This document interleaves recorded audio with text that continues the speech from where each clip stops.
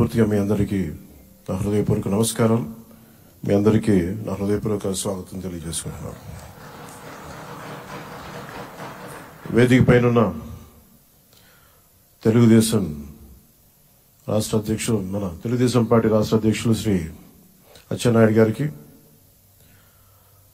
Bharatiya Janata party అధ్యక్షురాలు శ్రీమతి దగ్గుపాటి పురంధేశ్వరి గారికి నా హృదయపూర్వక నమస్కారాలు.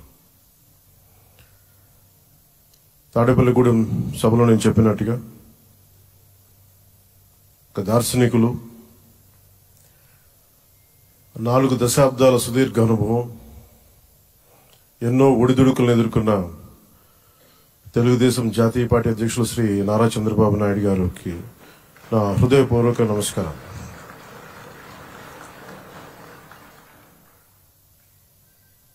గత దశాబ్ద కాలంలో రాష్ట్ర విభజన జరిగినప్పటి నుంచి ఆంధ్ర రాష్ట్ర ప్రజలు నలిగిపోయారు, నలిగిపోతున్నారు. గత 5 సంవత్సరాలుగా మరి రాష్ట్రంలో ఉన్న విపత్కర పరిస్థితులు తెలుసు. మనందరం సమిష్టిగా పోరాటం చేసి కలిసికట్టుగా ఉండి అద్భుతమైన మెజారిటీలతోటి 164 శాసనసభ స్థానాలని ఎన్డీఏ కూటమి దక్కించుకుంది. అద్భుతమైన విజయం. 21 పార్లమెంట్ సభ్యుల్ని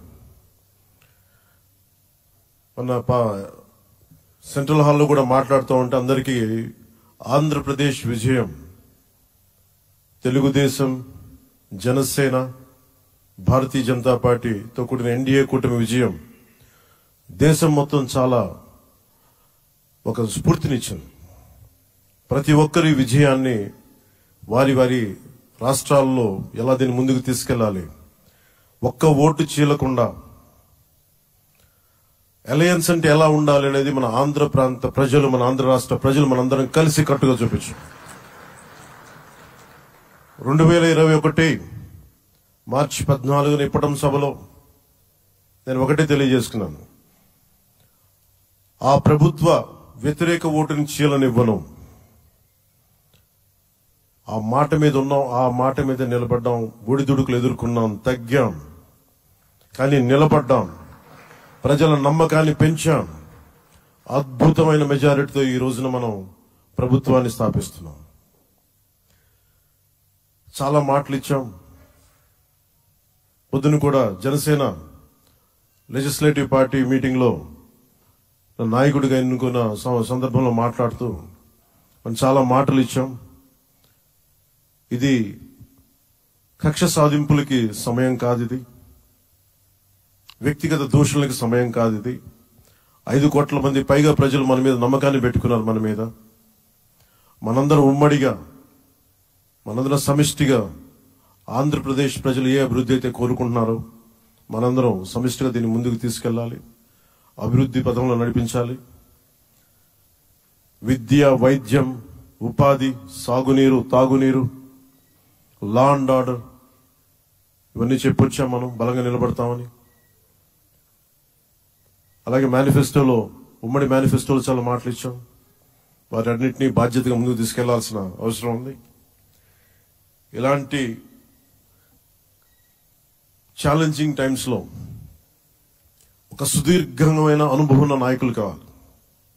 4 దశాబ్దాల అనుభవం, అభివృద్ధి మీద అపారమైన అవగాహన, పెట్టుబడులు తెచ్చే సమర్థత, ప్రతిభ. విదేశాల్లో ఉండే నాయకుల్ని, మలేషియా దగ్గర నుంచి, సింగపూర్ దగ్గర నుంచి, యూరోప్ దగ్గర, అమెరికా నుంచి, ఆ దేశాల అధ్యక్షుల్ని తెలుగు రాష్ట్రాల వైపు దృష్టి మళ్లించేంత శక్తి సమర్థత ఉన్న శ్రీ నారా చంద్రబాబు నాయుడు గారికి ఆయన నాయకత్వం చాలా అవసరం. ఆయన అనుభవం చాలా అవసరం.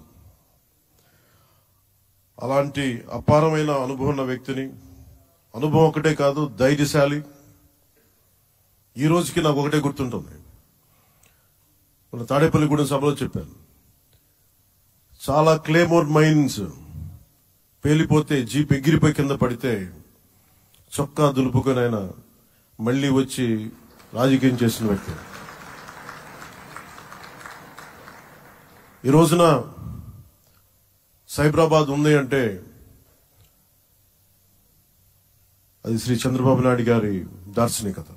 అలాంటి వ్యక్తి, ఆయన అనుభవం ఈ రోజున 2024 ఆంధ్రప్రదేశ్కి ఎన్డీఏ కూటమి తరపు నుంచి ముఖ్యమంత్రి అభ్యర్థిగా శ్రీ నారా చంద్రబాబు నాయుడు గారి పేరుని జనసేన పార్టీ పక్షాన నుంచి మేము బలపరుస్తున్నాం.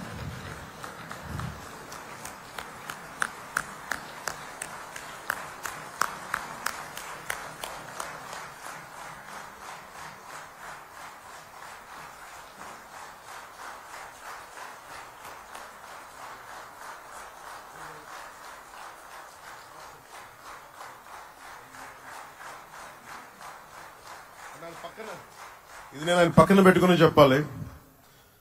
ఆయన నలిగిపోయారు. జైల్లో చూశాను ఆయన. పాపం భువనేశ్వర్ గారి బాధను చూశాను. నేను అనుకున్నాను, అమ్మ మీరు కన్నీళ్ళు పెట్టకండి, మంచి రోజులు వస్తాయని చెప్పిన మంచి రోజులు వచ్చినాయి. వారికి మనస్ఫూర్తిగా వారికి నా హృదయపూర్వక శుభాకాంక్షలు. మీరు అద్భుతమైన పాలన ఇవ్వాలి అందరికీ మనస్ఫూర్తిగా మీకు నేను తెలియజేసుకున్నాను సార్. సో ఇప్పుడు శ్రీ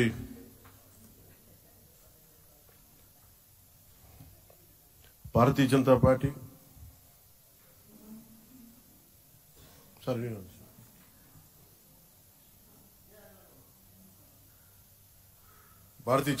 అధ్యక్షురాలు శ్రీమతి దగ్గుపాటి పురంధేశ్వరి గారిని